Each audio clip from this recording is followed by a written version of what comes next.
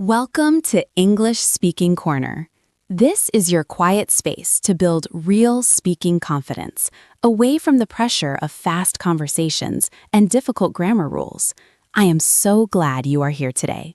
If you have ever felt your heart beat a little faster when someone asks you a simple question in English, you are in the right place. We are going to work through that feeling together. I know that feeling very well. It is a common experience for many of us. You are standing in the kitchen at work, or perhaps you are meeting a new neighbor. They look at you, they smile, and they ask something simple like, "How long have you lived in this city?" You know the answer. You have lived there for 3 years. But in that moment, your brain feels like it is moving through heavy water. You say, 3 years. Then you stop. The other person waits for a second, then they nod, and the conversation just dies. It is what we call a dead-end conversation. It's not that your English is bad. It's just that you are using your safety mode. When we are nervous, we want to be correct, so we give the shortest possible answer to avoid making mistakes. But today, we are going to learn how to break that habit. We are going to learn a very simple, very calm method called echo and expand. This method will help you move from those short one-word answers to natural, flowing sentences. Before we start, if you find these lessons helpful for your daily life, please do subscribe to our channel. It helps us keep this corner a quiet, supportive place for learners all over the world. I am ready to learn this. I think the first thing we need to understand is why we give those short answers. For me, it was always about fear. I was afraid that if I said more than 2 words, I would use the wrong tense or a weird preposition, so I just stayed safe. But staying safe made me feel like I was boring or that I didn't want to talk. That is a very important point. When you give a one-word answer, the other person might think you are tired or that you are not interested in talking to them. They don't know that you are just trying to be careful with your English. The echo and expand method solves this by giving you a mechanical way to speak more. It takes the pressure off your creativity. Let us look at the first part, which is the echo. The echo sounds like a repetition, is that right? Like an echo in a large room? Exactly. The echo is your safety net. When someone asks you a question, they have already given you half of the words you need for your answer. You don't need to invent a new sentence. You just need to steal a word or two from their question. This gives your brain 2 or 3 seconds of extra time to think about what you want to say next. It's a very powerful tool. For example, if someone asks, "Have you been working late recently?" You don't just say, "Yes." You echo their words. You say, "Yes, I have been working quite a bit." Do you hear how I used the words working and have been from their question? I hear it. It sounds much more polite and much more natural than just saying yes. It also feels easier because I don't have to think about the grammar. The person who asked the question already chose the grammar for me. I'm just following their lead. Let's try some practice with this. I will ask you a question, and you show us a good echo. That is a great idea. Let's do it. Are you planning to go on vacation this summer? I am planning to go on vacation in August. You see, I used his words, planning and vacation. Now, let's try a different one. Did you enjoy the book I lent you last week? I really did enjoy the book you lent me. It was a great suggestion. Again, I took the words enjoy, book, and lent. It feels like a very soft, easy way to start a sentence. Now, let us practice this together. I want you, the listener, to repeat after me. I will ask a question, and speaker 2 will give an echo. Then I want you to say the echo out loud during the pause. Remember, we are in a quiet space. No one is judging you. Just speak the words. Are you ready? I am ready. Let's help our listeners feel the rhythm of the echo. Here is the first question. Have you seen the new movie everyone is talking about? No, I haven't seen the new movie yet. Now it is your turn to speak. Repeat after speaker 2. No, I haven't seen the new movie yet. That was excellent. Let us try another one. Is the weather usually this cold in February? Yes, the weather is usually quite cold this time of year. Now you repeat. Yes, the weather is usually quite cold this time of year. Great job. Let us do one more for the echo phase. Do you think the meeting was productive this morning? Yes, I think the meeting was very productive this morning. Your turn. Speak out loud. Yes, I think the meeting was very productive this morning. You are doing perfectly. Notice how much more confident you sound when you use a full sentence. You are not just answering, you are participating. It feels good to say those longer sentences. But we cannot just echo forever. If I only echo, I am still just repeating what the other person says. How do we take it to the next level? How do we make the conversation feel like a real connection? That brings us to the second part of the method, the expand. This is where we add the 10% rule. You don't need to give a long speech. You just need to add 10% more information. I like to think of this as adding a little bit of color to a black and white drawing. There are 3 simple ways to expand your answer: a fact, a feeling, or a question. A fact, a feeling, or a question. That is easy to remember. Can you give me an example of adding a fact? Of course. Let's go back to the question about living in the city. The question was, how long have you lived here? The echo was, I have lived here for 3 years. Now we add a fact. I have lived here for 3 years, and I moved here for my job at the hospital. That little detail about the hospital is a fact. It gives the other person something new to talk about. I see. It opens a new door. Now they can ask about the hospital or my job. What about a feeling? How does that work? A feeling is even better for building a connection. It shows the person who you are. Using the same question, I have lived here for 3 years, and I really love how many parks there are. The feeling is that you love the parks. It makes you sound warm and friendly. And the third one was a question, right? Yes, this is the ultimate tool for keeping a conversation going. You echo, you give a small answer, and then you throw the ball back to the other person. I have lived here for 3 years. How about you? How long have you been in the area? This is perfect because it takes the pressure off you and puts it back on them. You get a chance to listen and breathe while they talk. I love that. It feels like a game of catch. You catch the ball with the echo, you look at the ball for a second with the expand, and then you throw it back with a question. Let us try to combine them now. We will do a full echo and expand routine. I will ask speaker 1 a question. She will give a full natural response. Then we will break it down for you to shadow. Let's try a very common social situation. Imagine we are at a party or a work event, and we are standing near the food table. The food looks delicious, doesn't it? Have you tried the pasta salad yet? I haven't tried the pasta salad yet, but I heard it is very spicy. Have you had any of it? That was a perfect example. Let's look at what she did. She echoed with, I haven't tried the pasta salad yet. She expanded with a fact and a feeling, but I heard it is very spicy.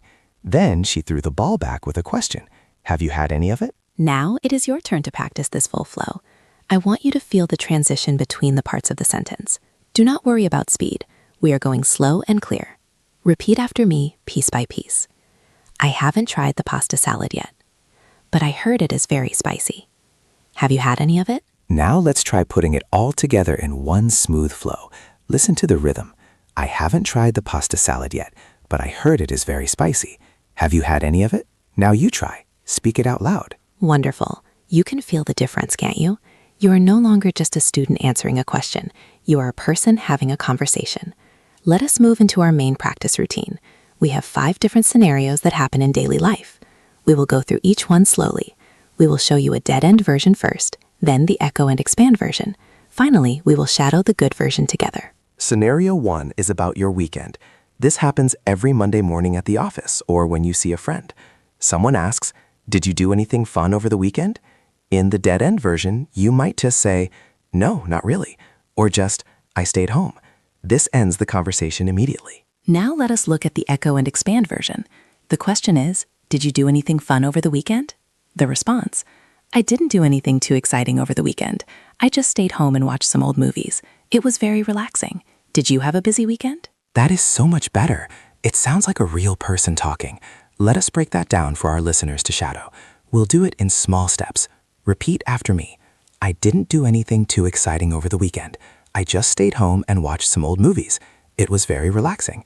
Did you have a busy weekend? Now let us try the whole thing at once. Imagine you are talking to a colleague you like. You want to be friendly but calm. Speak along with me. I didn't do anything too exciting over the weekend. I just stayed home and watched some old movies. It was very relaxing. Did you have a busy weekend? Excellent work. Even if your weekend was boring, you can make it sound like a nice conversation. You don't need a glamorous life to have good English conversations. You just need a good structure. That is a very important point. Many learners think they have nothing to say because their life is normal, but native speakers talk about normal things all the time. The secret is just in how you share those normal things. Let's look at scenario 2. This is a travel or commute situation. Imagine you are on a train or a bus and someone sits next to you. They ask, "Is this your first time visiting this city?" The dead-end answer is yes, or yes, it is. The echo and expand answer is, "Yes, it's my first time visiting. I am here for a conference, but I hope to see the museum tomorrow. Have you been here before?" Let us practice that one. It has a fact about a conference and a feeling about the museum. It also has a question at the end. Repeat after me. Yes, it's my first time visiting. I am here for a conference, but I hope to see the museum tomorrow. Have you been here before? Let's try it again, focusing on the link between the sentences. Try to keep your voice calm and steady. Yes, it's my first time visiting. I am here for a conference, but I hope to see the museum tomorrow. Have you been here before? I love how these phrases are starting to feel familiar. Let's move to scenario 3. This is about hobbies or free time. This is a very common way people try to make friends. Someone asks, "Do you like listening to podcasts?" The dead-end answer is, "Yes, I do." The echo and expand answer is, "Yes, I really like listening to podcasts. I usually listen to them while I am cooking dinner. It helps me relax. Do you have any favorites that you recommend?" This is a great one because it asks for a recommendation. People love giving recommendations. It makes them feel helpful and smart. Let us shadow this together. Repeat each part. Yes, I really like listening to podcasts. I usually listen to them while I am cooking dinner. It helps me relax. Do you have any favorites that you recommend? Now, all together in one flow. Let's go. Yes, I really like listening to podcasts. I usually listen to them while I am cooking dinner. It helps me relax. Do you have any favorites that you recommend? We have completed the 5 scenarios. You have just spoken more English in the last 10 minutes than some people do in a whole week. You should be very proud of yourself. But there is one more thing we need to discuss to make your English sound truly natural. It is what we call the bridge. The bridge? Does that mean the words we use to connect our ideas? Yes, and specifically, the small words that give us time to think. In the echo and expand method, sometimes your brain needs a moment to find the expand part. You have done the echo, and you are standing there thinking, okay, what is the fact or the feeling? This is where bridge words come in. Oh, like actually, to be honest, or well. Precisely. These words are like a bridge between the echo and the expand. They tell the listener, I'm still talking, please wait for me. They are very common in English conversations. Let's try adding a bridge to one of our previous answers. Let's use the one about the weekend. Did you do anything fun over the weekend? The response with a bridge. Well, I didn't do anything too exciting over the weekend. Actually, I just stayed home and watched some movies. To be honest, it was exactly what I needed. Do you hear how those words, well, actually, and to be honest, make the speaker sound more relaxed? They fill the silence so you don't feel like you are failing. Let us practice these 3 bridge words. Just repeat the words after me to get the feeling of them in your mouth. Well, actually, to be honest. Let's try to put them into a sentence.